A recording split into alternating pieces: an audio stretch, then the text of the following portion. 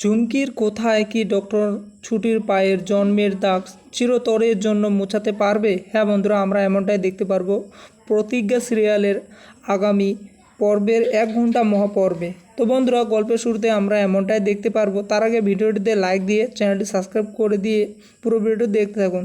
বন্ধুরা, গল্পের শুরুতে আমরা দেখতে পাই ছুটিকে একজন বাড়ির মহিলা পায়ে আলতা পরিয়ে দিতে চাইলে অভি বলে ওঠে, না, ছুটিকে আমি নিজের হাতে আলতা পরিয়ে দেব।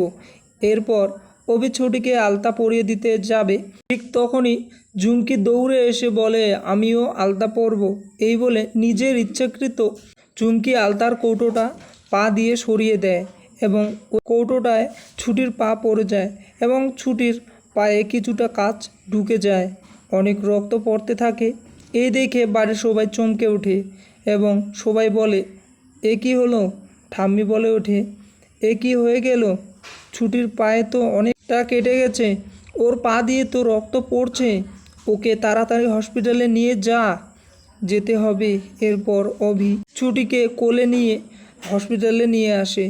এদিকে এদিকে সবাই ছুটিকে হসপিটালে নিয়ে আসার পর অন্যদিকে চুমকি ডক্টরের কাছে কিছু ডোনেট করে বলে যে অপারেশন করে ছুটির জন্মের পায়ের দাগটা জন্মের মতো মুছে দিন।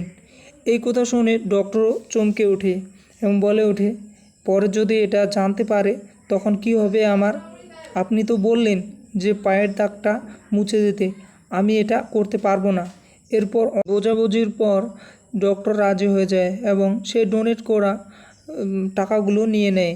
এরপর ছুটির অপারেশন থিয়েটারে নিয়ে গিয়ে ছুটির অপারেশন চালু হয়।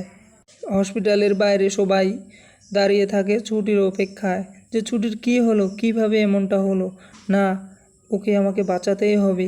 অভির কথা শুনে ঠাম্মি বলে ওঠে, অভি, ছুটির কিচ্ছু হবে না তো? দাদুভাই, যে করেই হোক ছুটির পা ঠিক করতেই হবে আমাদের। এরপর অভি বলে, হ্যাঁ ঠাম্মি, তুমি ঠিক কথা বলছো, আমি অবশ্যই করব, আর ছুটিও খুব ভালো হয়ে যাবে তারা।